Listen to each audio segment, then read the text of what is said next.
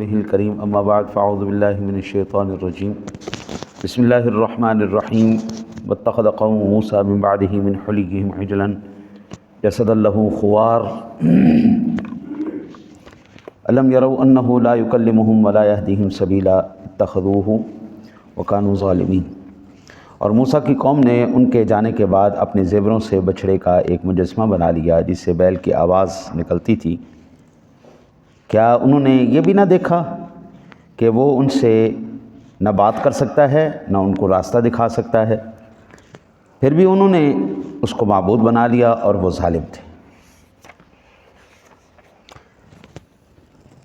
اللہ وحدہ لا شریک نے اس آیہ مبارکہ میں سامری کا ذکر کیا کہ اس نے کیا ظلم کروایا، ایک مجسمہ بنایا جس سے بیل کی آواز نکلتی تھی، اور پھر فرمایا بڑی عجیب بات ہے، ان لوگوں نے یہ بھی نہیں دیکھا، ان سے بات بھی نہیں کر سکتا، ان کو راستہ بھی نہیں دکھا سکتا۔ آج ان دو باتوں پر انشاءاللہ انہوں نے اس کو معبود بنا لیا، وہ ظالم تھے، انشاءاللہ اس پہ آج عرض کرتے ہیں۔ سامری کے متعلق حضرت علامہ ابو عبداللہ محمد بن احمد مالکی قرطبی لکھتے ہیں کہ سامری کا نام موسیٰ بن ظفر تھا۔ سامری کا نام موسیٰ بن ظفر تھا۔ وہ سامرہ نامی ایک بستی کی طرف منسوب تھا۔ ہم جو ہے نا جی اکثر ساتھیوں کے علاقوں کے نام کے ساتھ جیسے فلانا قصوری، محدث قصوری، ہاں جی یہ کون ہے جی، یہ لاہوری ہے، یہ ملتانی ہے، یہ سیالکوٹی ہے، یہ نام جو ہے نسبتاً لگ جاتے ہیں جس علاقے کی طرف اس کی نسبت ہو۔ تو وہ علاقہ سامرہ تھا جہاں وہ رہنے والا تھا، اس لیے سامری کے نام سے مشہور ہو گیا۔ نام اس کا اصل میں موسیٰ بن ظفر تھا۔ جس طرح آج ہم اپنے انبیاء کرام علیہ السلام کے ذوات گرامیہ کے نام پر اپنے نام رکھتے ہیں۔ جس سال بنو اسرائیل کے بیٹوں کو قتل کیا گیا تھا وہ اسی سال پیدا ہوا تھا، سامری بھی اسی سال پیدا ہوا۔ اس کی ماں نے اس کو پہاڑ کے ایک غار میں چھپا دیا تھا، مر جائے گا بچ جائے گا، بچ جائے گا مر جائے گا، مر جائے گا، چھوڑ دیا، چھپا دیا۔ ظاہری بات ہے، وہ پنجابی دی مثال ہے، اکھاں ویکھیا زہر نہیں کھادا جاندہ، پنجابی دی مثال، اپنے ہاتھ سے بچے نہیں مارے جاتے۔ اس نے غار میں چھپا دیا۔ قدرت خدا کی دیکھو، اللہ تعالیٰ نے جبریل امین کی ڈیوٹی لگا دی، اس کو مرنے نہیں دینا، اس کو زندہ رکھنا ہے، کھلاؤ اس کو۔ ظاہری بات ہے بچپن میں جو آپ کو پیار کرے، محبت کرے، وہ ساری زندگی نہیں بھولتا، وہ شکلیں یاد رہتی ہیں۔ انسان تو انسان رہے، جانوروں کو بھی یاد رہتی ہیں۔ اب 10 سال بعد چلے جائیں، کسی جانور کے ساتھ آپ ایک نسبت بنا لیں، 10 سال بعد اس جانور کے سامنے جائیں وہ آپ کو پہچان لے، بچے پہچان لیتے ہیں جی۔ جبریل امین جب سمندر عبور کر رہے تھے نا جی، انہوں نے جب گھوڑا ڈالا، ان کو فرعون کا گھوڑا تو نہیں، وہ گھوڑی نہیں آ رہی تھی اس، تو حضرت جبریل امین نے جب گھوڑا ڈالا نا جی تو یہ سامری وہیں پہ موجود تھا، اس نے پہچان لیا یہ تو جبریل امین۔ جہاں پر حضرت جبریل امین کا گھوڑا سم رکھتا تھا وہیں سے فوراً سبزہ اگاتا تھا۔ انہوں نے کہا یار یہ مٹی تو بڑی کمال کی ہے، ہاں جی، ایک تو جبریل امین اللہ کا فرشتہ، دوسرا یہ کراماتی مٹی، اس نے اٹھا کے اس کو سنبھال لیا۔ لو جی، اب یہ وہی مٹی تھی جس مٹی کو وہ بچڑے کے اندر پھینکتا تھا اور باں باں کرتا تھا، وہ کٹا ہینگتا تھا۔ اللہ تعالیٰ نے ارشاد فرمایا کہ قال فما خطبک یا سامری قال بصرت بما لم یبصر به فقبضت قبضۃ من اثر الرسول فنبذتها وكذلك سولت لی نفسی۔ سورۃ طٰہٰ کی آیات مقدسات ہیں۔ موسیٰ نے سامری سے کہا اے سامری تو کیا کہتا ہے؟ اس نے کہا میں نے وہ چیز دیکھی جو دوسروں نے نہیں دیکھی۔ جبریل امین کو وہ جانتا تھا، دوسرے نہیں دیکھ سکے، تو میں نے رسول یعنی جبریل کی سواری کے نقش قدم سے ایک مٹھی بھر لی، پھر میں نے اس کو بچھڑے کے پتلے میں ڈال دیا اور میرے دل میں اسی طرح آیا تھا۔ شیطان نے دل میں ڈال دیا نا جی، کہ یہ بچڑے کے اندر ڈال. اچھا یہ اس کے پیچھے ایک بڑی لمبی تفصیل چوڑی تفصیل ہے، وہ میں انشاءاللہ کبھی زندگی رہی تو وقت میں وسعت ہوئی تو میں آپ کو تفصیل سے عرض کر دوں گا. صرف اتنا یاد رکھیے کہ یہ بنی اسرائیل کے زیور اس نے، یہ خود تھا یہ پگھلانے والا، سنار تھا، سونا زیور وغیرہ یہ پگھلایا کرتا تھا، سنار تھا. بنی اسرائیل نے کچھ پروگرام کے لیے انہوں نے زیور لیے ہوئے تھے کہ فنکشن ہونا ہے جی، ہمیں ذرا دکھا دو، آرتن دے دو. تو جن سے انہوں نے لیے تھے ان میں سے ایک بعض فوت ہو گئے. انہوں نے کہا اب کس کو واپس کریں؟ تو اس نے ہارون علیہ السلام کو بہلا پھسلا کے، ہارون علیہ السلام کو، یار یہ جو ہے یہ مال ہمارے پاس ہونا چاہیے، یہ ان کے پاس نہیں ہونا چاہیے، وہ کھا جائیں گے. ہارون علیہ السلام کو اس نے بہلایا پھسلایا، سارا مال اکٹھا ہو گیا، سارے زیورات اکٹھے ہو گئے. تو اب ہارون علیہ السلام نے کہا یار تو زیادہ سیانا آدمی ہے، تیز ترار آدمی ہے، تو چلو یہ تو ہی رکھ لے. اس نے کیا کیا، اس نے سارا زیور پکڑا، بھٹی میں ڈالا، اس نے ایک بچڑا بنایا، قوم کو اس طرف لگا دیا.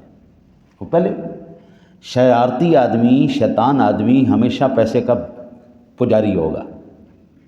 شیطان آدمی کی صفت ہے، وہ پیسے کے پیچھے بھاگے گا. اللہ سے ڈر کے، اللہ سے ڈر کے. مثال کے لیے میں آپ کو عرض کر رہا ہوں، کتے کو ہڈی ڈالیں گے نا تو آپ کی طرف آئے گا. یہ نہیں ہو سکتا کہ نسل کتی ہو، اس کے آگے آپ ہڈی پھینکیں اور وہ آپ کی طرف آئے نہیں. شکل چاہے انسانی ہو، فطرت ہمارے اندر ایسی ہو جاتی ہے، فطرت انسان کی ہو جاتی ہے. بچھو کی فطرت ڈنک مارنا. بعض بندوں کی عادت ہوتی، کبھی ان سے فیض کسی نے نہیں پایا، ہمیشہ ہر ایک کو دھوکہ دے کے جاتے. ہاں جی، دھوکہ دینا. جس تھالی میں کھائیں گے اس میں چھید ضرور کریں گے، جو اس پر احسان کرے گا اس کے ساتھ تو انہوں نے لینا ہی لینا، پھڈا لینا ہی لینا. فطرت ایسی. خیر، حضرت قتادہ نے کہا جب سامری نے بچڑا بنایا تو اللہ تعالیٰ نے اسے گوشت اور خون کا بنا دیا اور اس سے آواز آ رہی تھی. جب وہ مٹی ڈالی نا جی، تو جس طرح سبزہ اگایا تھا، حضرت قتادہ کہتے اسی طرح اس بچڑے کے اوپر پورا گوشت اور ہڈیاں پورا بن گیا اور پورا بچڑا. جناب آج یہودی جو ہے نا وہ پورا لال بچڑا وہ ڈھونڈ رہے ہیں کہ یہ اس طرح کا بچڑا تھا. آج دیکھیں نا جی، وہ قربانی کے لیے وہ کہہ رہے ہیں جی ہم نے جو تھرڈ ٹیمپل تعمیر کرنا ہے مسجد اقصیٰ کو گرا کے، ابھی ہمیں وہ بچڑا مل نہیں رہا. 2000 سال سے وہ اس بچڑے کی تلاش میں ہیں جو سامری نے بنایا تھا، جو اس صفات کا وہ بچڑا تھا. وہ کہتے ہیں اس صفات کا ہمیں ملے گا، ہم وہ قربان کریں گے تو ہمارا تھرڈ ٹیمپل تعمیر ہوگا، ورنہ ہمارا تھرڈ ٹیمپل تعمیر نہیں ہونے والا. یعنی ابھی تک وہ انتظار کر رہے ہیں، ان کو کچھ ملے ہیں لیکن وہ صفات اس میں نہیں پائی جا رہی، قریب قریب ہے. حضرت سعید بن جبیر نے کہا کہ بخدا وہ بچڑا خود آواز نہیں نکالتا تھا، لیکن اس کے دبر، مقعد، مبرز سے ہوا اس کے اندر داخل ہوتی تھی اور اس کے منہ سے نکل جاتی تھی اور اس ہوا کے گزرنے کی وجہ سے آواز پیدا ہوتی تھی. حضرت سعید بن جبیر نے کہا کہ نہیں، پیچھے دم کی جگہ پہ سوراخ تھا، منہ کی جگہ سے، جب دم سے آواز زور سے اندر داخل ہوتی تھی ہاں جی تو وہ منہ سے نکلتی تھی تو آواز نکلتی تھی، اندر سے سادرہ کھوکھلا تھا. حضرت سعید بن جبیر نے ابن عباس سے روایت کیا کہ جب وہ آواز نکالتا تو بنو اسرائیل سجدے میں گر جاتے اور جب وہ خاموش ہوتا تو سجدے سے اپنا سر اٹھا لیتے.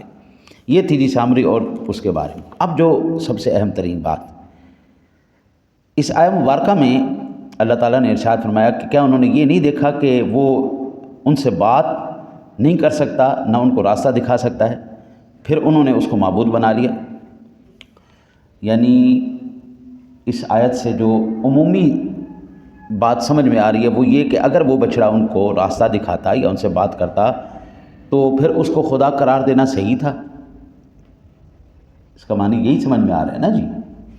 ہاں جی، یہ دیکھیں نا،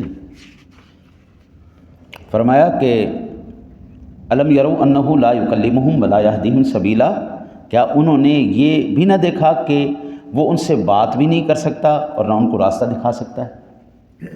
ہاں جی، اتخذوہ وکانوا ظالمین، انہوں نے اس کو معبود بنا لیا، وہ ظالم تھے.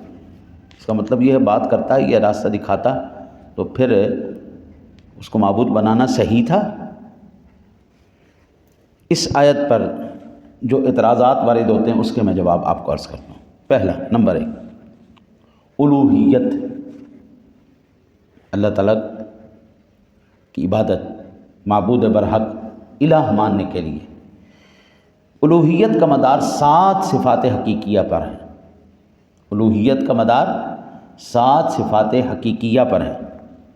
پہلی حیات، دوسری علم، تیسری قدرت، چوتھی کلام، پانچویں سمع، چھٹی بصر، ساتواں ارادہ۔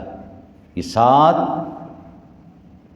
صفات حقیقیہ جب تک نہ ہوں گی وہ الہ الوہیت نہیں ہے۔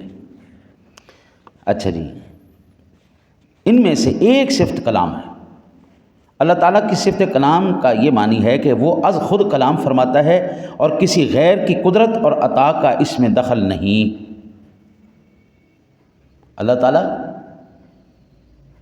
جو کلام فرماتا ہے اس میں کسی کا ہاتھ ہے؟ میں جب بولتا ہوں پیچھے میرے رب کی قدرت ہے، پیچھے اس کی طاقت ہے، پیچھے اس کا اذن ہے۔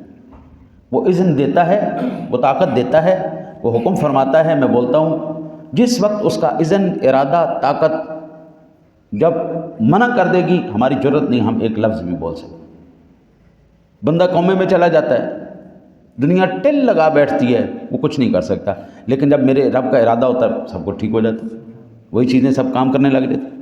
جس کی یہ ایک صفت کلام حقیقی ہو اور بغیر کسی احتیاج کے ہوگی، اس کی تمام صفات حقیقی ہوں گی۔ اب یہ ان تمام کے اندر حیات کیسا؟ اللہ لا الہ الا هو الحی القیوم، وہ ایسا زندہ کہ جس کی وجہ سے ساری زندگیاں ہیں، وہ ایسا قائم کہ جس کی وجہ سے سب کچھ موجود ہے۔ پھر علم والا، اللہ ان اللہ علیم بذات الصدور، ایسا علم والا کہ جو دلوں کے حال سے بھی واقف ہے، اس نے ساری دنیا کو علم عطا فرمایا، اس کو کوئی علم دینے والا، اس کا حقیقی علم۔ پھر قدرت، ان اللہ علی کل شیء قدیر، اللہ ہر چیز پر، ہر شے پر قادر، قدرت، قدیر، مکمل، اکمل، کامل قدرت رکھنے والا ہے، اس کے اوپر کوئی قدرت نہیں رکھنے والا، وہ ہر ایک کے اوپر قدرت رکھنے والا۔ سمع، ان اللہ سمیع بصیر، وہ سننے والا ہے اپنی ذاتی قوت سے، وہ بولنے والا ہے، دیکھنے والا ہے اپنی ذاتی قوتوں سے۔ ارادہ اس کا، یعنی اذا اراد شیئا ان یقول له کن فیکون، یہ اس کا ارادہ ہے۔ پھر ارشاد باری تعالیٰ ہے اس میں یہ جو ہے جی، اب اس آیت کا معنی یہ ہے کہ یہ بچڑا تو مطلقاً کلام ہی نہیں کر سکتا، چاہے کہ کلام اس کی حقیقی صفت ہو اور بغیر کسی احتیاج کے کلام کرے، تو پھر بھی اس کو معبود قرار دینا کس طرح صحیح ہو؟ ایک بچڑا جو خود بول بھی نہیں سکتا، یعنی دیکھو اللہ تعالیٰ جب مت مار دے کسی کی، اپنے ہاتھوں سے انہوں نے بنایا، بیچ میں مٹی ڈالی یا کوئی تھوڑا سا گڑبڑ کی اور پھر کہہ دیا جی یہ ہمارا خدا ہو گیا۔ عجیب خدا ہے، ٹھوکر لگنے سے ٹوٹ جائے، چوری کر کے لے جائے، اٹھا کے لے جائے، جو خدا خود بولنے پر قادر نہیں کہ وہ الہ ہونے کے قابل ہے۔ پھر اللہ وحدہ لا شریک، اللہ تعالیٰ کے ہدایت دینے کا معنی یہ ہے کہ وہ ہدایت کو پیدا کرتا ہے، اور یہ بچڑا جو مطلقاً ہدایت نہیں دے سکتا، وہ ہدایت کو پیدا کب کر سکتا ہے؟ تو پھر اس کے معبود قرار دینا کس طرح صحیح ہوگا؟ اللہ ہدایت کو پیدا کرتا ہے۔ تیسرا، انسان کو اللہ تعالیٰ کے وجود اور اس کی ذات و صفات کی ہدایت حاصل ہونا اس پر موقوف ہے کہ اللہ تعالیٰ اس کائنات میں اپنی ذات اور صفات پر جو دلائل قائم کیے ہیں، اور زمینوں اور آسمانوں میں اللہ تعالیٰ کی قدرت پر جو نشانیاں ہیں، انسان ان میں صحیح طریقے سے غور و فکر کرے، بس وہی ہدایت دے سکتا ہے جو زمینوں اور آسمانوں میں ان نشانیوں کو پیدا کرے۔ اور یہ بچڑا جو اپنے وجود میں خود دوسروں کا محتاج تھا اور بظاہر سامری کے بنانے سے وجود میں آیا تھا، آیا یہ ان نشانیوں کو کیوں کر بنا سکتا تھا؟ تو یہ ہدایت دینے پر کیسے قادر ہو سکتا تھا؟ اس کو معبود قرار دینا کس طرح صحیح ہوگا؟ میں آپ کو ایک جدید تحقیق آپ کو عرض کروں۔ پہلے کہتے تھے جی کہ یہ جو ہے نا جی دنیا، یہ سیارے، ستارے، یہ تمام کے تمام بگ بینگ سے نکلے ہیں اور وہ اپنے اپنے مدار میں، اپنے اپنے راستوں میں آگے آگے چلتے جا رہے ہیں۔